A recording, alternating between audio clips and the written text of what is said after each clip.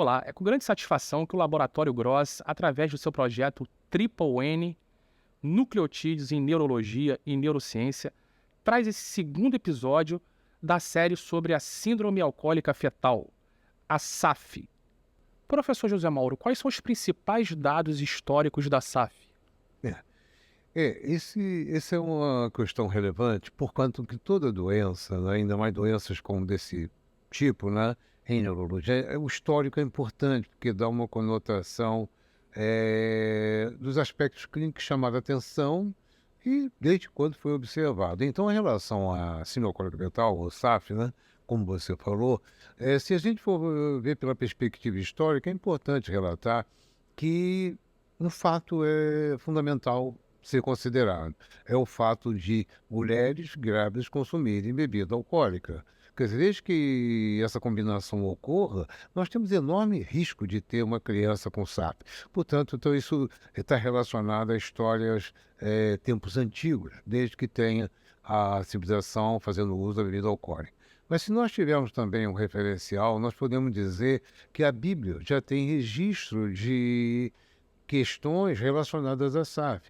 Parece que em Juízes, se eu não me engano, tem lá uma referência que um anjo aparece para a mãe de Sansão, grávida, sendo advertida por esse anjo para não consumir bebida alcoólica, se afastar das bebidas fortes. Então, isso é um aspecto histórico. Daí, então, a gente vai imaginar que dentro de civilizações, como na Grécia, em Roma, e toda a civilização onde tinha álcool, tinha mulher grávida, tinha consumo de bebida alcoólica, deve ter casos de SAF, que não era muito relevante do ponto de vista médico, até por questões históricas e da cultura também, de não dar valor a isso. Tanto que a SAF ainda hoje no século XXI, ela não é bem reconhecida e até subestimada. Então, você vê que quando nós olhamos no curso dos tempos, né, a gente vai ver que não tem muita referência. Uma referência também, do ponto de história, passamos toda a parte do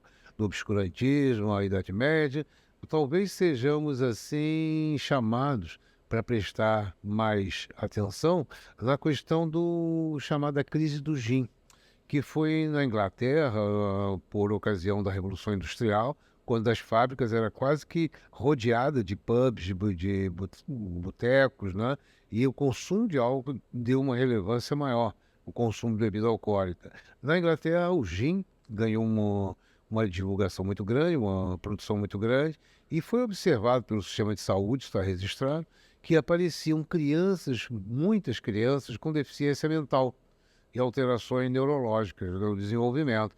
Então, isso foi referenciado como possivelmente relacionado ao maior consumo de gin na ocasião e principalmente por mulheres grávidas. Então, podemos dizer que isso foi um primeiro fato histórico importante, médico, narrado. Depois disso não houve muitas referências, tinha trabalhos aqui e acolá de problemas congênitos de má formação cerebral e má formação orgânica, mas não houve nenhuma conotação bibliográfica de ser estudado, relatado, publicado, embora tenha tido aqui e acolá um ou outro trabalho, né?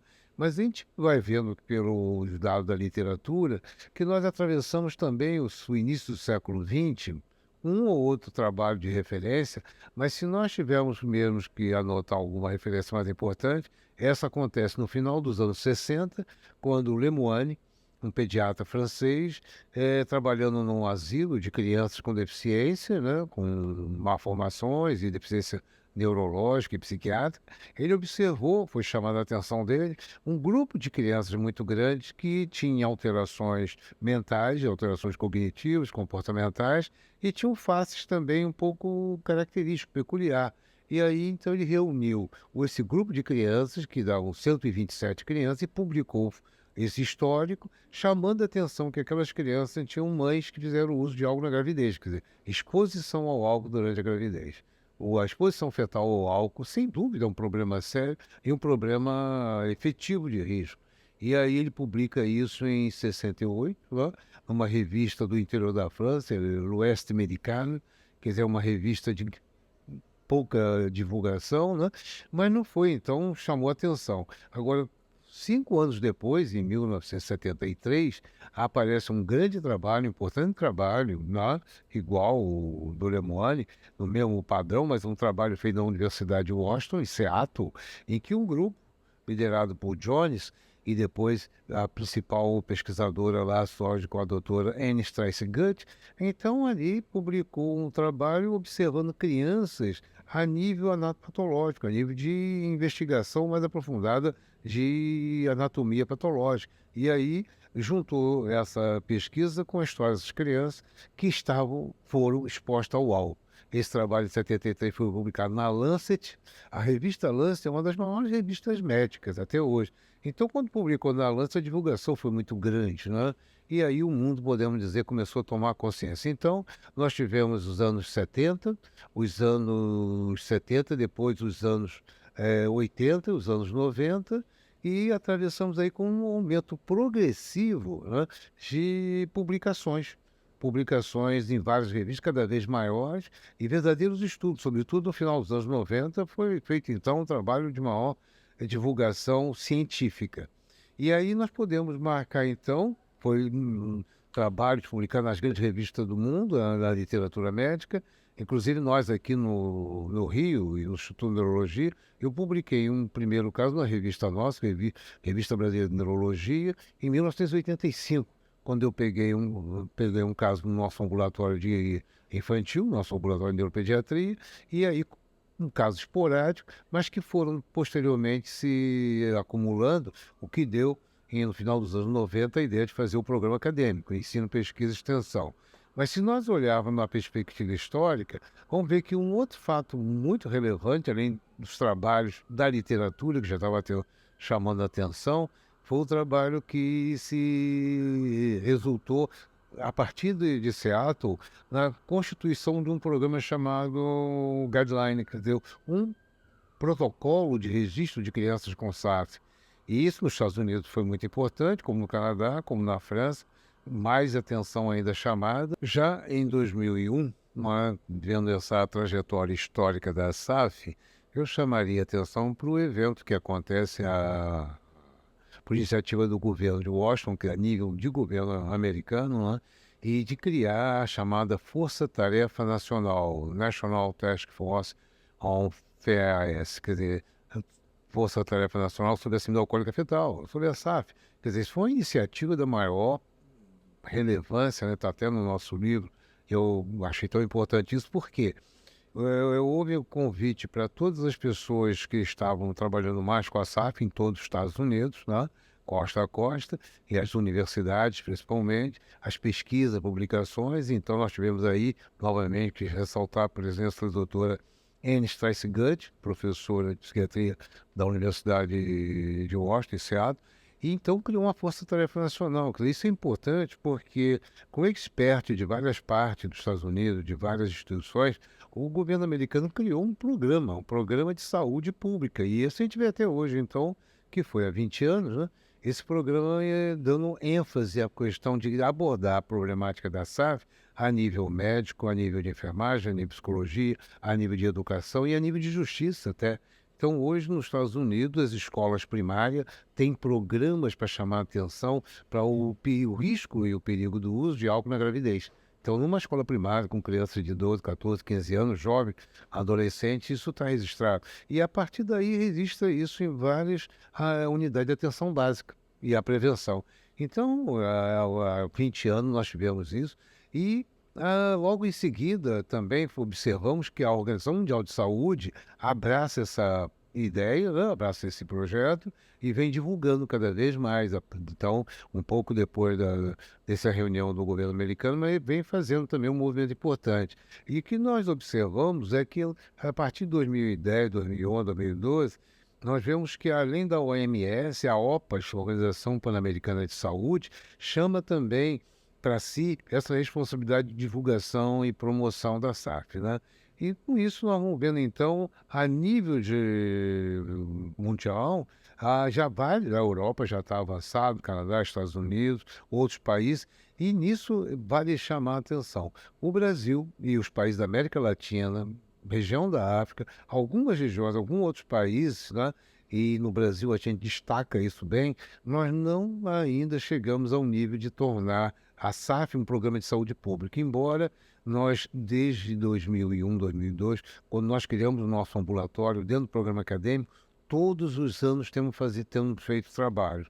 Então, nem ao longo desses anos, nós temos feito quase que anualmente eventos, porquanto que a gente considera, pela recomendação da OMS, que o dia 9/9, né, 9 de setembro, é considerado o Dia Mundial da SAF. Então, todo setembro nós temos trabalhos, não só trabalhos na época presenciais antes da pandemia, mas hoje online, então pegando o Brasil todo. Então, com isso nós já tivemos em várias partes do Brasil, em vários estados, em vários municípios, fazendo eventos, fazendo programas de extensão com base na SAF.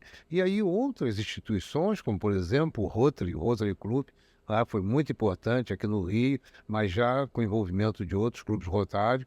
Fizemos agora, recentemente, em Caxambu, em 2023, em junho agora, um evento chamado Conferência Nacional do Distrito Rotário 4571, como uma comissão dedicada à SAF. Então, isso é a evolução dos eventos que estão cada vez mais presentes, cada vez mais difundido, embora ainda não atingiu o nível de política pública assumida pelas autoridades públicas, Ministério da Saúde, Secretaria de Saúde, Ministério da Educação, governos e a sociedade como um todo, né? E também, pelo nosso lado, embora nós tenhamos feito algumas coisas, iniciativa nesse sentido, mas não houve também pelas universidades. As universidades ainda não colocam questões de relevância, como de um modo geral, o consumo de álcool e de outras drogas,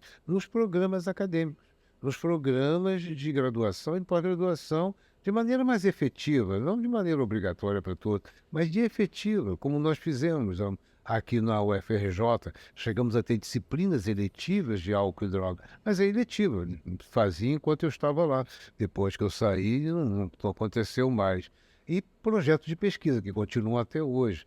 Então, podemos dizer que, historicamente, agora nós estamos vivendo um momento, como nunca aconteceu antes, da divulgação. Então, hoje no Brasil, nós vamos ver que vários estados têm movimentos de atenção, movimento de prevenção, de conscientização da SAF, embora não tenha ainda atingido o nível que atingiu em países como França, Portugal, Canadá, Estados Unidos, no nível de saúde pública, mas já é um movimento bem consistente. Mas a gente precisa de mais, precisa de muito mais, porquanto que, ao lado do aspecto histórico da evolução, né, da SAF, todos os anos, nós vamos ver, podemos ter com outros momentos, todos os anos tem eventos, mas recentemente teve um aumento devido também, eu acho que a influência da pandemia do Covid, que nos obrigou, nos levou a trabalhar mais com a questão de ensino pela internet, divulgação, conferências, live pela internet e curso, e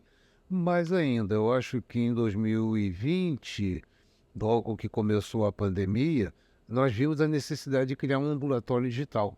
Então, eu acho que isso entra como um aspecto também histórico, em que nós começamos a ter um ambulatório digital, em que, com a ajuda principalmente aí do grupo do Rotary, nós organizamos um programa de fazer consultas à distância, consultas pela telemedicina, e o que fazemos até hoje, então, a partir do período da pandemia.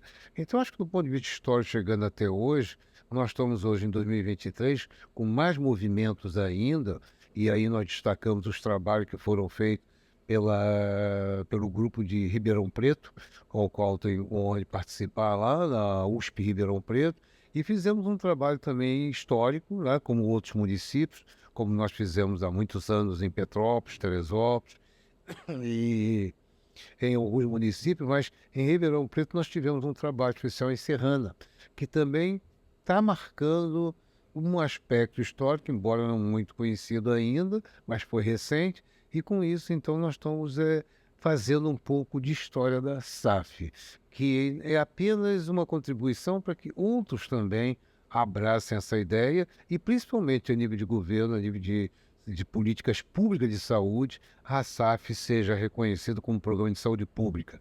De saúde materno-infantil, sim, mas muito mais do que isso, porque a SAF atinge a saúde infantil, a saúde do adolescente, do adulto, atinge as questões pedagógicas, questões educacionais e atinge também a nível de problemas de conflito com a lei, uma vez que os adolescentes com SAF têm uma vulnerabilidade maior de se envolver em conflitos com a lei. Então, do ponto de vista histórico, eu poderia dizer que nesse momento nós chegamos num top, mas que continua, e eu vejo que a história vai se tornar cada vez mais consistente até chegarmos que as políticas públicas no Brasil e, de um modo geral, nos países da América Latina, desenvolvam ações que venham melhorar a atenção e a prevenção da SAF, não só no nível da saúde, pela educação, como no nível social de maneira mais ampliada. Então, acho que essa é uma posição hoje que mostra que apenas é mais uma etapa da trajetória da SAF no Brasil e também no mundo.